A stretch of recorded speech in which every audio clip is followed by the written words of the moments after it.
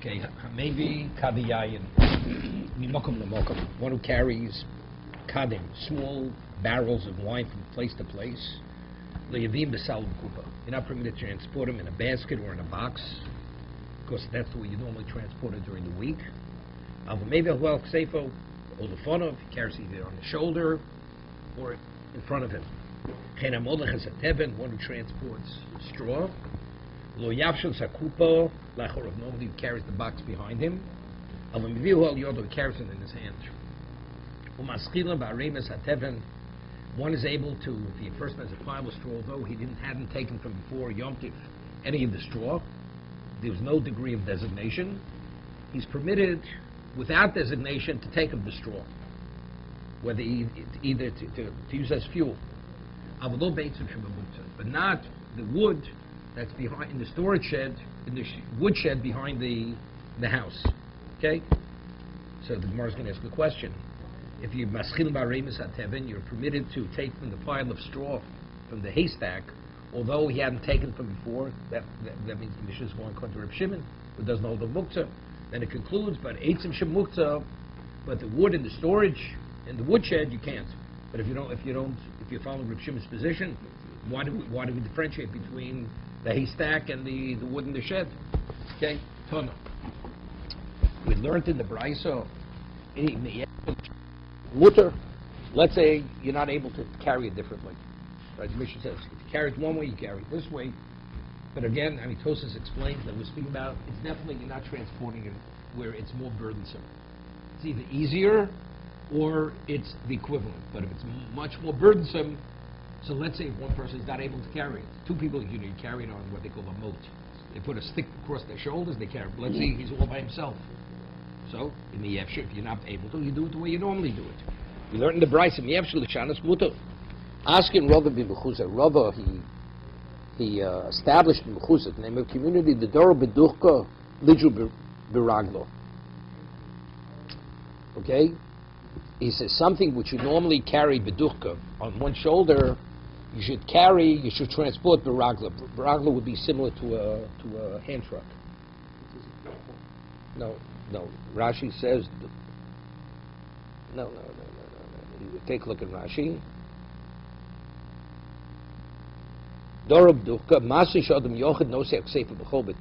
Something carrying the shoulder with difficulty. It's like a pitchfork. When he does it differently, he does differently to make it easier. That the burden should be easier. Not to increase the degree of effort. Something, it literally means a pitchfork, but it's similar. You put it on and you drag it. The raglo, the dora beraglo, lidru beigro. What you normally carry on this pitchfork, you carry on beigro. Rashi says, what's igro? It's the moat. There's the stick across both shoulders. Okay? So Rashi says, even though when you put it on the moat, on the stick, it's not easier, but since it's not a greater degree of effort, it's slight, yes, but it's not too much, therefore you do that. Okay? The dor beigro, lidru ba'achpo. Okay? Dor ba'achpo nifur sudra aluyo. Let's see what achpa is. We see the dor beigro. If they normally put the stick across their shoulders, they should hold the stick in their hands. And if it's not possible, right, then lo efsher shari, and not, nifra sudra aluyo. You put a cloth across the top of the barrel to show that you're not transporting it the way you normally transport it during the week. Right? We want to show Yom Tov is not an ordinary day. Lo efsher, let's say it's not possible. Shari, then you transport it as you normally would transport it. Let's say you don't have a covering or you don't have somebody to assist you, you don't have the pitchfork, whatever it is, you transport as you normally transport it. Meaning you do your best. Domamar, as was said before in the Bryce, if you can't do it differently, so it's permitted to transport as you normally transport. Omali Rav Chonan bar Rava the Rashi. Omer Rabbanon. So Rav Chonan bar Rava says the Chachamim said, "Kama dev shlushim b'shanin b'yom hatavo." You mean say whatever way you were able to do it differently, you're supposed to. You have these women, they fill up barrels of water on Yom Tif. And when they transport the barrels, they don't do it differently. I mean, you're supposed to do it differently. Why don't they do it differently? And nobody says a word to them. I mean, they should be instructed. They're doing it as they normally during the week when they fill the barrels and transport, and nobody says a word. Because it's not possible to do it differently. Why? How should they do it differently? Should they fill it with larger barrels? During the week they carry with a larger barrel. They should use a smaller barrel. That means they have to go back and forth many more times. If they normally fill with smaller barrels, they should use a larger barrel. So the barrel is heavier, right? So the change is creating a greater burden. So either the burden is you have to go back and forth many more times, or just the weight of the barrel. So what are you saying? They should take a covering, a wooden covering. Normally when you transport the barrel's open. Let them cover it with a wooden covering, which they normally don't during the week. Zimdid nofil. So over here the Maram takes this out because it has you're permitted to transport on Yom Tif. Okay? So Mar says, pick the egg. Right? Why don't you put it on? Because it's going to fall off. So tie it. Let them tie it to the top of the barrel. So it shouldn't fall off. What happens if the tie tears? And they'll come tie it and they'll try to make a kesser shel kayama. They'll make a permanent knot. So there'll be a violation of a malacha. Therefore, we don't say anything to them. It's not possible. So it's not feasible to have a cover tie because if the connection breaks, they'll fix it and they'll fix it in a way which will be an issue d'oraisa. Mar says, why don't they just cover it with you can't put a wooden cover, put a cloth cover over it, right? Zimdid the mitvish, what happens if the cloth should fall into the barrel? It becomes saturated with water, they'll wring it out. So that's kibus, that's laundering. So therefore it's not possible. Therefore, the situation is they can't do it differently. Therefore, there's no point in saying anything to them. Because there's no way, because it said earlier that if you're not able to do it on Yom Tov differently, you do it during the weekday, you leave it be. So Tosas asks a question over here. It says, because we're concerned that the cloth may fall into the water, and she'll wring it out, the woman will wring it out, and she'll be in violation of kibbutz. I mean, evidently, the Gemara Iricha says that earlier we said that when you transport a barrel, you put a covering, a cloth on it. Why are we concerned over there? It may actually get saturated with the water or wring it out. So Tosov here differentiates whether you're transporting a barrel of wine or beer or water. There's a difference between water. Kibbutz laundering is if it's water. Let's say it's saturated with wine. So then we're talking about Tosov is mefarik. It's mefarik if you squeeze a grape. You're taking something from absorbing something else. That's not laundering. But what about if you take a grape and let's say the Gemara says if you milk a cow and you let the milk go on the ground, then the milk never has value. You're not in violation. So over here, when you wring out, if you have wine and you wring it out, it goes on the ground, it's not mefarik. If you wring it over a vessel that you actually salvage what's in the thing, okay. But that when you wring it out, it's wasted. I don't remember what was said to Rabbi, but we learned that when you stop a barrel of wine, stop it. They would put a So there's a machlokas over there. There's a machlokas. What exactly is the malacha? Because over there the beer goes back into the barrel. When you press the stopper in, because you have a rag around it, it doesn't go out. It goes back in the barrel. So you're salvaging it. Here, when you wring it out, you can wring it out, it's going on the ground. It's go to waste. Wasted is not mefarik. Okay? The Yishlom is le'amari b'chavis yishasosum kulo pivtzar. These are two things. Either we're dealing with a barrel which has a very narrow mouth, so therefore the cloth can't fall in. Katlo chashinon ojishon de'ochamari b'schitas mayim. Here we're speaking about it'll become saturated with water and it'll wring out the sumi shalibun. So the provision we're dealing is laundering. Because that when you soak something in water, then you wring it out. Before we speak about a barrel of wine, the schita shelo asur mishum dosh. Dosh is what? Extracting food from something else. So what happens? So now what happens? The cloth falls off the barrel, falls on the ground. So it's dirty. So when he wrings it out, that wine has no value. It's going to waste. He said something else. Not only that, you're not concerned. You'll only squeeze it to salvage it. But over here, if it fell on the ground, this cloth saturated with what's his name, it's not a question of laundering. It's the wine. So the wine already, nobody's going to drink that wine because it was on the ground. Further. So the reason why they didn't say anything to these women, because there's no other way to advise them to do it differently. Because whatever way you advise them, either it's a problem or so there's no other way. We learned in the Mishnah later. You're not permitted to clap on Shabbos and Yom Tov. See, there's an interesting process here. Because the Gemara says, Shemi Sakha Klishir. If you're clapping for the rhythm, we're concerned you may fashion a musical instrument, which is not the patish. Okay? So it says in the Mishnah, Mesapkin, Metapchin, Mesapkin. Mesapkin, we hit the side of their thighs to make for the sound. Meraktin, not permitted to dance. He says, we see people doing all these things. Rabbinically, you're not permitted. Nobody says a word to these people. So this is the comment, Rava Barchon is saying Tabayi. Why don't we say something to these people? They're a violation of rabbinic laws. Rava, now, you have a mavui. What's a mavui? You have courtyards opening onto an alleyway. The alleyway leads into public domain. At the entrance of the alleyway, what do you have? You have a lechi, a vertical post. So Rava says you shouldn't sit at the entrance of the mavui holding something, because what happens if accidentally you should drop something? It'll roll out into Rosh Hashanah. And then what's the person going to do? He's going to retrieve it.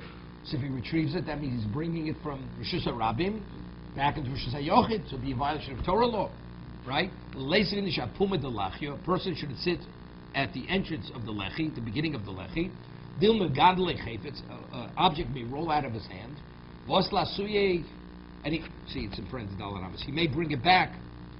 We find these women, these women, they go and they sit with the barrels at the entrance of the mavui, and there's a chance, what happens if the barrel should roll out a little bit, then they're going to retrieve it. They're going to be in violation of a Torah law. We don't say a word to them. How do we not say anything to them? What's the answer? Because these women, Russia, because they're already accustomed to this behavior, they're not going to change. People don't change. So what do we accomplish by saying something to them? Right now, it's inadvertent. If we tell them not to do it, so they know it's wrong, but they can do it in either case. So better that if they violate, they should violate inadvertently than deliberately. Hanami here also, regarding the clapping, all this. So, people are ready. So the Gemara said, but that's only regarding a rabbinic law. Clapping, these are offenses. So the same thing with sitting in front of the mavui. There's a chance it may roll out the barrel. So whatever, the only rabbinic offense. But if it be a Torah law, you tell them that they're not permitted to do it. Rabbinically, we say better they should violate inadvertently and deliberate. But if it be a Torah law, you got to read them the riot act. You have to tell them. So he says, Loi, it's not correct. Lo shno d'oraisa, lo shno d'rabbanan. There's no difference whether it's a Torah law or a rabbinic law. Lo amrinu l'v'lomi, we don't say a word to them. Why? What do you say about Tosefes Yom Kippurim? D'oraisa, based on Psukim, on the Torah law, when does the day normally begin? Nightfall. But there's a mitzvah say that Erev Yom Kippur, you're supposed to add Michol El HaKodesh. Start Yom Kippur earlier. Because it says you should afflict your souls from the 9th. Somewhere says, what do you mean from the 9th? You afflict it on the 10th? The answer is no, you're supposed to add some time on the 9th to begin Yom Kippur early. That's a Torah, it's a mitzvah say. And these women, they go and they eat literally till nightfall. So they're violating mitzvah say. They're supposed to add time to Yom Kippur, and they don't. Lo amin lo midi. So you see, there's no difference. The rights to Rabbanon. We say mutim shushogi value mizid. Better they should violate inadvertently than deliberately, because they're not going to listen. So over here, there's a famous Rosh, besides Rabbeinu Bali Iter. The Bali Iter says that that's only something which is not explicit in the Torah. Let's say it says in the Torah you should not eat non-kosher meat. Nevela, you're not that's something that's explicit. Then you tell the person you're doing the wrong thing. Something which is based on interpretation, although the interpretation is a Torah interpretation, but it's not obvious from the text that that's the halacha. So this halacha, Tosefes Yom Kippur, is supposed to add. It's based on a drasha. Although the drasha is a Torah drasha, you don't say anything. But if it's explicit and it's blatantly they're going against the Torah, you have to tell them. You're not concerned that they'll do it deliberately. You have to tell them they're doing the wrong thing. But they're not going to listen. It's irrelevant. You still tell them. Okay? This famous story. There's a book many years ago came out. It was published by Feldheim. It was called The Silver Era. Very nice, interesting book. There was a person from Lazy Silver. He was a student of Rameir Simcha and the Rogachev. Came to the United States in the early 1900s. So Rav originally in Pennsylvania, then eventually he was in Cincinnati. He was in Cincinnati already in the 30s, maybe the 20s. So when he was in Cincinnati in those years, Cleveland, Jewish communities were very connected very much. So there was a Rav in the 20s, he gave a hechsher on butcher shops. Kosher butcher shops. And people who buy kosher meat. And he found out, Rav Lazy Silver, the meat that the butchers was not kosher meat. It was not kosher meat. And the butchers, they weren't hiding it. So they say to the Torah, how do you give a hechsher on a butcher shop that sells non-kosher meat, treifa meat? He says, let the Jews think they're buying kosher meat, but it's not kosher. Because if it would be non-kosher, they're going to buy it deliberately. So better they should have known, let them think they're buying kosher meat. Yeah, that was the justification. Okay? So again, but according to the Rosh, the Baliter says, but the Vela, non-kosher, that's explicit in the Torah. I mean, the rationale is absurd. But I'm just saying, but it has no relevance. It's only Tosefes Yom Kippurim, which is an interpretation, which is not explicit in Torah. We apply this principle. Anything that's explicit in the Torah, we don't apply this principle. Even though they'll violate deliberately, you have to tell them what the law is. It says Shabbos. Don't violate the Shabbos. Person blatantly violates, you have to tell them you're doing the wrong thing. It doesn't make a difference. Even if you know they're not going to listen. Even if you know they're not going to listen. So Tosefes says rabbinically not permitted to clap, dance, because there's a concern you may fashion a musical instrument. So Tosefes says Pirush Rashi. You see the Tosefes, the fifth Tosefes on the page. Pirush Shemisam Klishir Umil Didan. So Tosefes says, but regarding ourselves, Shori, you're permitted to dance and clap. You're permitted to do everything. Why? The Davki B'Meyan in the ancient days, time of the Gemara. Shahayu Bikin Lasus Klishir, people were very innovative. And they could fashion a musical instrument out of nothing. They take a reed, they make it into a flute. Today, person's first learning Hatari shoes when he's 25 years old. So he's going to be able to fashion a flute. Shaykh Lemigzer. So in those days when people were innovative, so there's a concern. If you clap and he gets into the mindset, he may Avlidani no Bikin, Lasus Klishir. Today we're not proficient in this area. So the concern is not there. Therefore, there's no basis for offense. Therefore, today you're permitted to clap and dance and do everything you want. So according to Tosefes, it's not simple. Hello. Howard. Yes. So you're permitted to play your trumpet on Shabbos. Thanks. I'm asking you. Go. According to Tosefes, why would you be permitted? The only reason why you're not permitted to play a musical instrument is because you may fashion a musical instrument. Right. Right? So why not? Why is it muktzah? Professional stuff. No. According to Tosefes, it would be proven. But you can differentiate. Let's say a person plays a string instrument. There, what happens if the strings loosen? You have to tighten them to make them taut. That's commentators. Here we're talking about if you dance, you may fashion an instrument. So that we're not proficient, but to play the instrument where the instrument could easily be fixed, right? It's commentators. Then definitely you're not permitted. What about an instrument that never needs fixing? So, like the trumpet, right? That's what I'm saying. There'd be a difference between the trumpet. Could be there. We're not going to differentiate between one instrument and the other. You play that, and what happens to the person playing a stringed instrument? Instrument's not. But clapping to make the instrument, that not. You saw in the Temple Mount that they played instruments in Shabbat, correct? No, that's interest for English. Well, I understand, but if there was a situation like, God forbid, like Diabna, wasn't there a discussion about doing some of the same things there, even though it wasn't Yerushalayim? Yeah, because they took on the same status as the base Fad, where the court would convene, the Sanhedrin would convene. That's like in the base of English. So where does it end then? No, look, they legislate the defense. They can do whatever they want. They call the shots. That's it. Okay? What? I could have a gate. A gate. Okay? Not get this English say gag? A gag. Okay.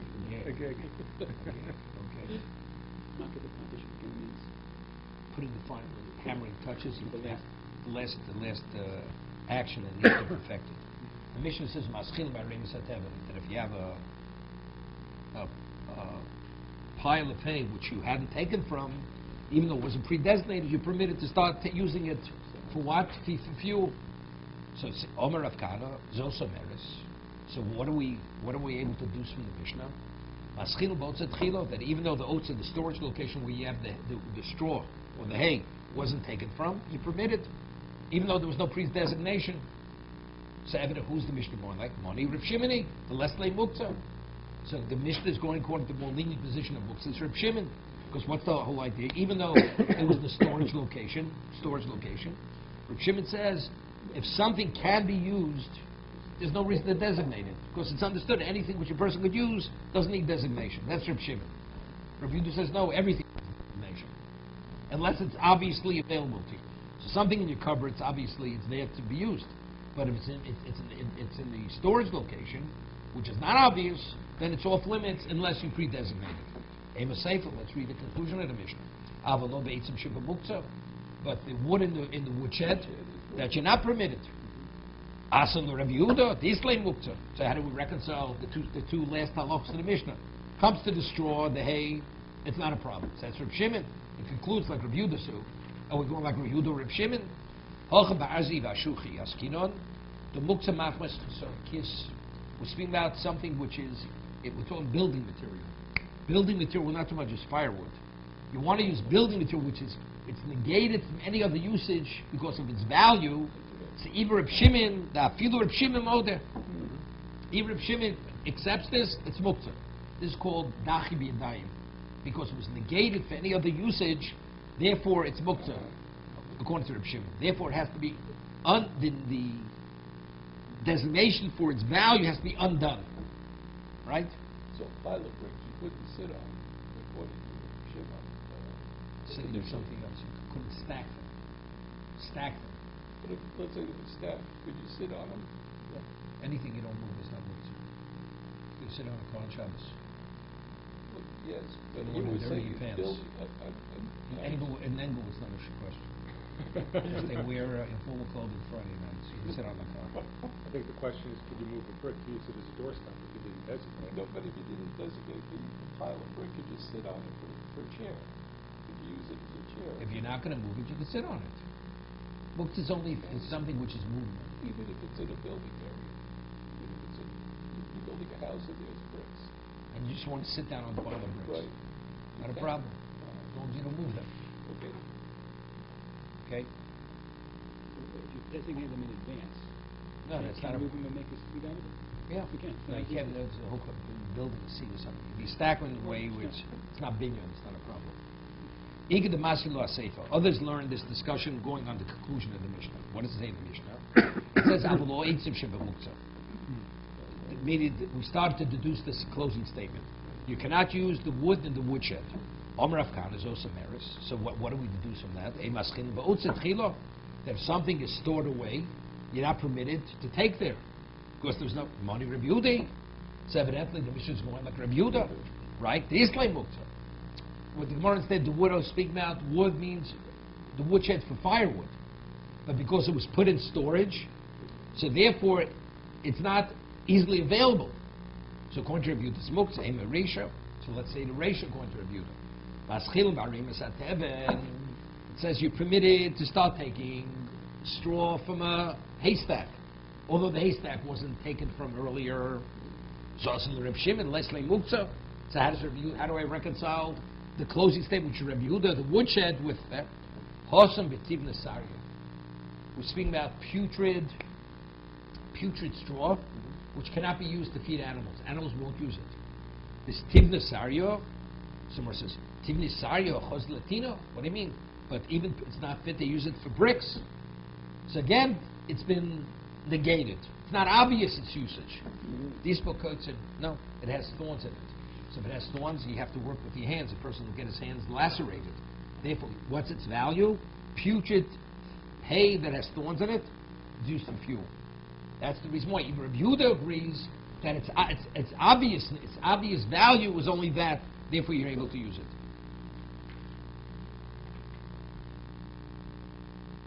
So Tosa says, Barav Tosa, Hosam B'tiv Nasaria Disney Kotsim, sour straw, putrid straw, which has V'gamin Roy Bachal Beima, therefore it cannot be used as animal fodder. V'koi Lasoka, so what's its value? Purely for fuel. V'afil Rabbi Yehuda Moda, therefore even Rabbi Yehuda concurs that it's not muktzah. So Tosa asks, so why? Here you have a haystack, which was its value is only fuel, and you have a woodshed, which its value is only fuel. Regarding the wood in the hay shed and the woodshed, you can't.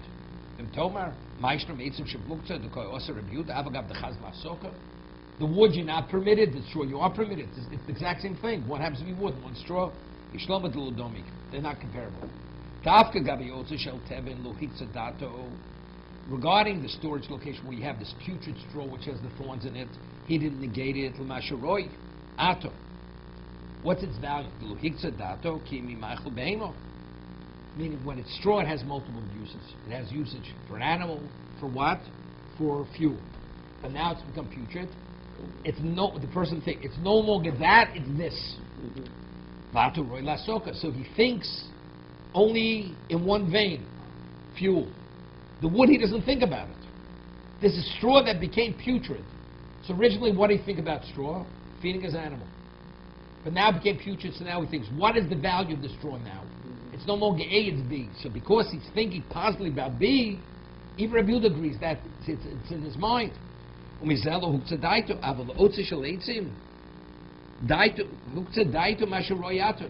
thinking about the woodshed. The wood is put away in storage. So because it's not in his mind, therefore Rabbi Yehuda holds, you have to minimally have it in your mindset not to be muktzah, which he doesn't. Okay, further. Next Mishnah. You're not permitted to take wood. Now the Gemara says sukkah is referring to the schach, right? If you have the schach, let's say it's a half a foot thick, and you're short on fuel, and you want to take some of the schach to use it as firewood. You're not permitted. Why aren't you permitted? No. The Gemara says, no, you're dismantling it. You're not permitted to dismantle oil. If you have a structure, you take a structure. We'll talk about this sukkah. We'll talk about Rashi says speaking. It's a shade hut. It's not Pesach. It's Pesach. It's Shavuos, right? But you're permitted to take from what? From the straw, from the material that's near it. Somewhere it says Maishno min sukkah below because why aren't you permitted to take the wood from the schach? Because that's considered, since it's the roof of the structure, you're dismantling. So even though, let's say, you have enough roof covering, let's say 3 inches, it's 6 inches. So when you're taking from above it, but factually it's part of the roof covering. Mm-hmm. So why is that considered dismantling? So why, if it's near it, you can, and from the roof you can't? Again,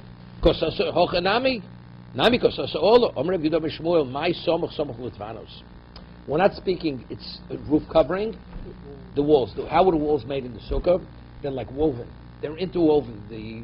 Here it's pieces of wood near the walls. I'll tell you, it's not. We're not talking about walls. We're talking about the roof covering. Yeah, we're speaking about. Let's say you have a regular sukkah. Listening. Regular sukkah. So you have schach. Now you have bundles of bamboo which are bundled. The only reason, if let's say you open the rope, and now they spread out. Once they spread out, they become part of the roof. But let's you keep them in the bundle. that means it's clear it's not part of the roof covering. Bundle where, on top or On next top. to? No, on top, on the roof. Because it's clear. You don't want it to be the roof covering. You're just storing it there. It's a storage location. So those bamboos that are in the bundle you could take from. But the bamboos, which are the roof covering, that you're not able to take from, because that's soser. So from the sukkah, from the schach, which is the roof covering, you're not permitted. That's soser. That's dismantling the structure. But the bundles, which are bundled on top, that you can't take. Tani, Reb Chia bar Yosef. Reb Chia bar Yosef had stated a brayso, kami to Reb Yochanan, ein otel neitzim in asuka, elo min asamach lo. You're not permitted to take from the wood on the roof, but only near. Reb Shimon matir. Reb Shimon says it's permitted. So if Reb Shimon says it's permitted, evidently what are we talking about? Muktzah. Otherwise, what does it do with Reb Shimon? So Vishavin, but they both agree. Reb Yehuda and Reb Shimon agree.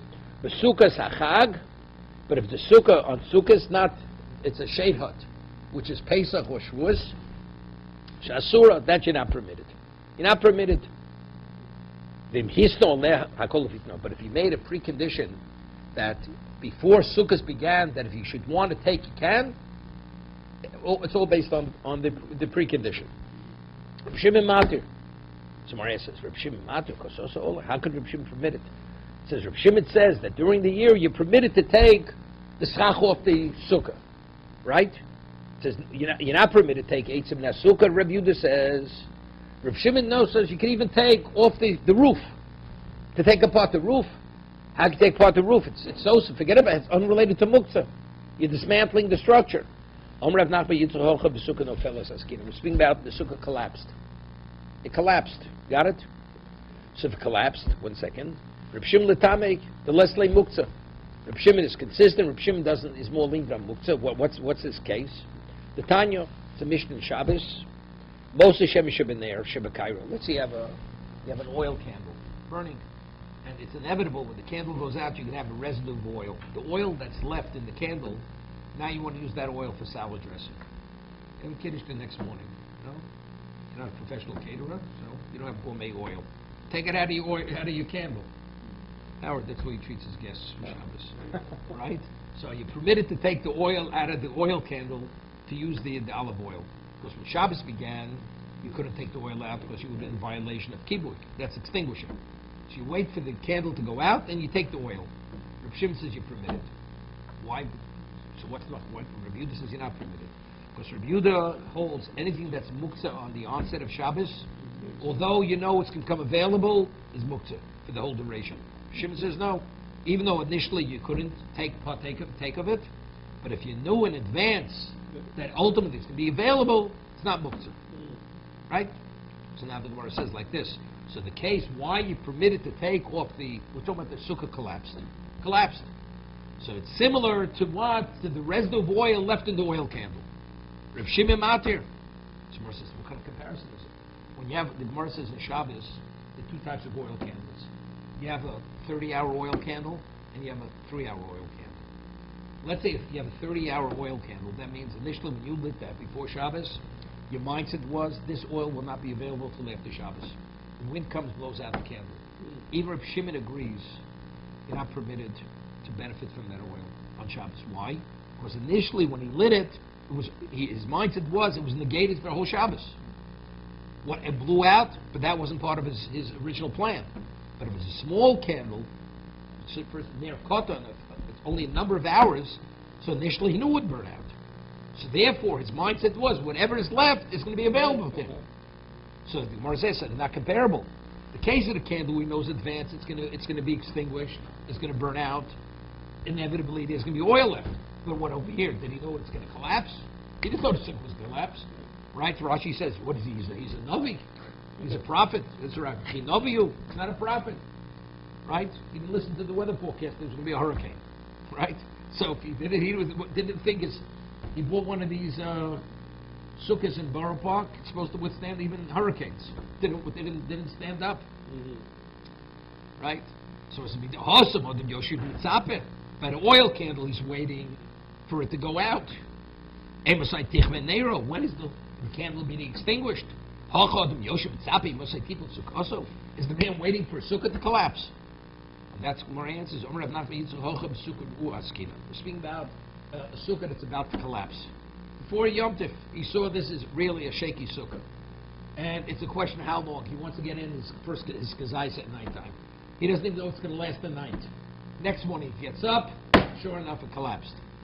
Okay? So he has to look for a neighbor's sukkah. Next morning. So now the question, is he permitted in the morning to take the wood of the sukkah, use it for firewood?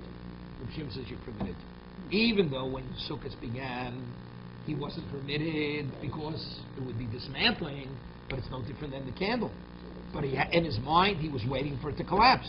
Because it was inevitable, it was going to collapse within the next 24 hours. So therefore, according to Reb Shimon, it's permitted. According to Reb Yehuda, it's not permitted. Why? Because anything which is muktzah on the onset of the day remains muktzah regardless of what you're aware of. It's going to happen. It doesn't make a difference. Therefore, Reb Shimon matir. The me'esbul tataluye. So from the previous day, from before Yom Tiv, he already had his mind regarding the wood of the sukkah. Therefore, it's not muktzah. Okay? Very rational. Okay? You know the famous story. This person comes to the rabbi, making a complaint. He said, they say that the Gemara is true. There are no fallacies in the Gemara. He says so. The Gemara Bava speaks about how to build a house. He builds the house, he follows the specifications of the Gemara, and he builds it and builds it. Next day, a week later, the house collapses. He says, the Gemara is supposed to be accurate, no fallacies, no flaws. So why did the house collapse? So he asked the rabbi. That's Tosfos' question. Tosfos asked that question. So it's about sukkah ruah. He was waiting for it to collapse. It was one of those kinds of sukkahs. Okay. It was in Baltimore. The Russians, they first came out of Russia. So the yeshiva, I was married a few years. So they wanted to give the Russians opportunities to work. So it was a Russian. He became like the handyman. In the yeshiva, they hired him, they paid him per hour. And he claimed he was like some kind of engineer in Europe, in Russia. Engineer means whatever you turned on the heat and turned the room. Yeah, he was an engineer. So I wanted to give him an opportunity. I said to him, spoke Yiddish. I said, we need a bench in my kitchen for my kids to sit on a bench. At the kitchen table. There's no problem. So I said, well, what it costs? He said, it costs you $20. So okay, make the bench for me. So and I did it purely to give him, opportunity. So he brings a bench to my house. He found some wood in the trash heap, knocked together a few pieces of wood, and the seat was pink and the sides were green, and you get splinters sitting on it. And when you sat on it, it already shook from side to side. It wasn't braced. So I look at it, and I'm not going to insult him. So I said, what's this cost? He says, $20. I says, $20. He couldn't argue. He held himself to be the professional. He's a cabinet maker, this guy. They took it, lasted about 10 minutes, the kids out of it, collapsed, threw it out, that was the end of the story.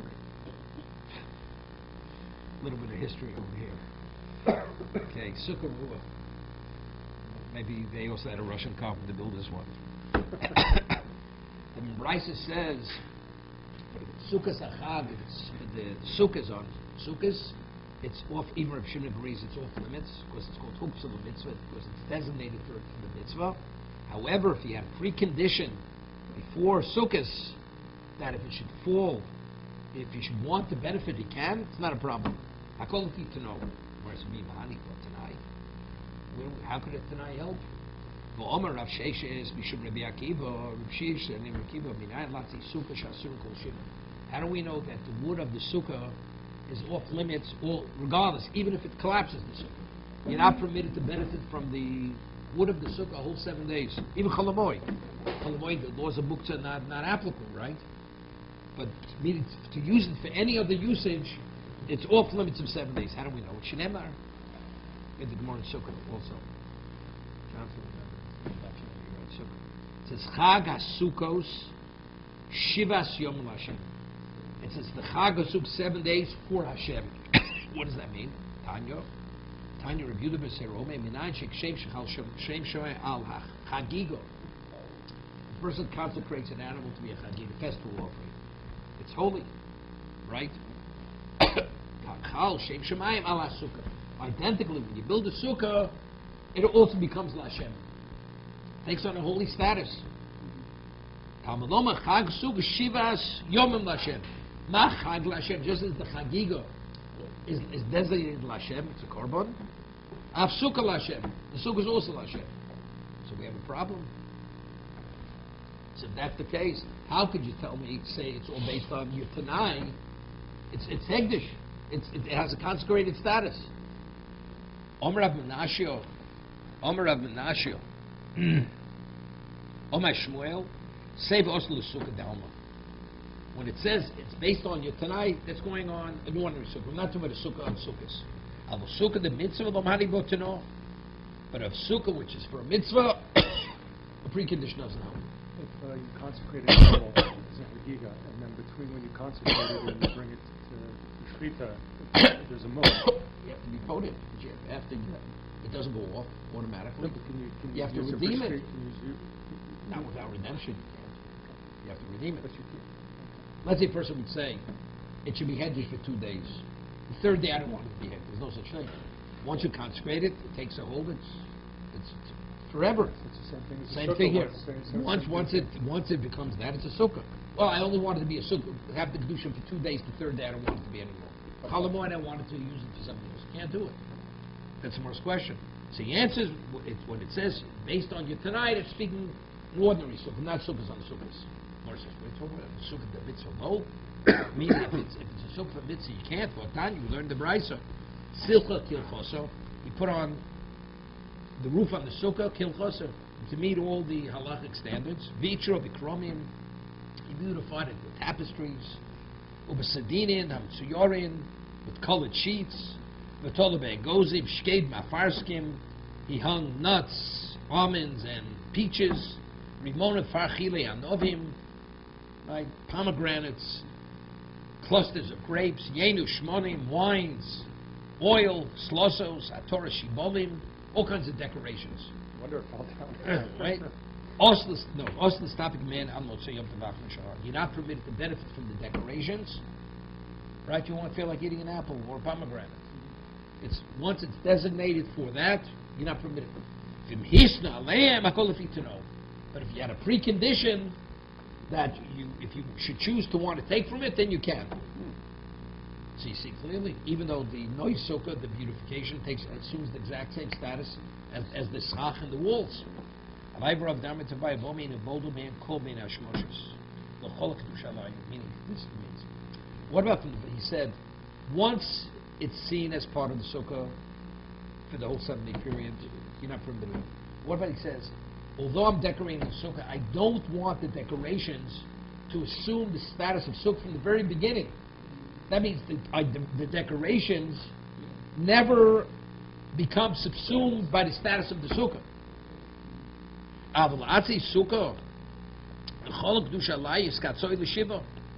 But the sukkah, if it's a sukkah, there's no such thing. A sukkah is a sukkah. The moment it's a sukkah, the kedusha comes upon it for 7 days. That's a question.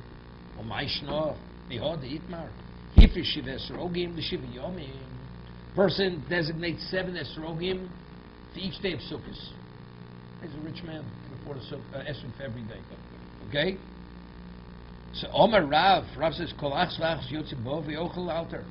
Each esrog you get yotze, then you can eat it soon. You can eat it soon afterwards. Vasu kol achslach yotze bo ochel l'mocher. You can't eat it on the day itself, only tomorrow. So why don't we say the same thing? But it's sukkah mitzvah. It's already designated for a mitzvah. So why don't we differentiate sukkah and esrog?